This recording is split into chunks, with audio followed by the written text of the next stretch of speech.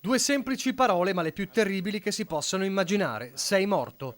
Un biglietto anonimo che si trasforma nella minaccia peggiore all'interno di una busta recapitata nella cassetta postale dell'abitazione trevigiana dell'assessore regionale all'ambiente Giampaolo Bottaccin. L'ho trovata nei giorni scorsi, questa mattina ho fatto la denuncia ai carabinieri che si occuperanno appunto delle indagini. In ogni caso, sì, io vado avanti come ho sempre fatto fino adesso. Il tema è di quelli che scottano in tutti i sensi, i troppi roghi negli stabilimenti di smaltimento rifiuti del Veneto, gli ecoreati diventati una spina nel fianco evidente in una regione che deve fare i conti con i tentacoli della criminalità organizzata. In un articolo datato 13 gennaio scorso sul Gazzettino, Bottaccin raccontava di aver mandato ai 571 sindaci veneti una lettera per chiedere loro di dotarsi di videosorveglianza contro i roghi per prevenire questi episodi.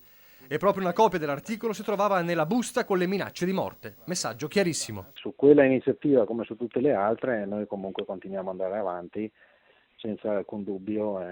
Massima fiducia ovviamente nelle forze dell'ordine, con le quali collaboriamo anche nel contrasto degli illeciti di rifiuti, e quindi insomma andiamo avanti. Indagine a tutto campo dei carabinieri per arrivare all'origine della missiva. Amministratori nel mirino, una situazione non facile di questi tempi. È un momento difficile anche perché c'è un clima nei confronti degli amministratori piuttosto non sereno.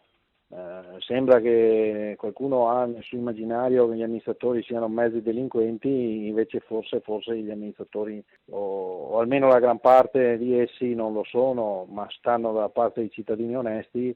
Ma Bottaccin ribadisce quello che già aveva scritto sul suo profilo Facebook come primo commento alla vicenda. Si va avanti senza se e senza ma. Siamo stati eletti per questo e noi continuiamo ad andare avanti. A volte è difficile, però insomma io credo che sia nostro dovere, quindi continuiamo nella nostra strada.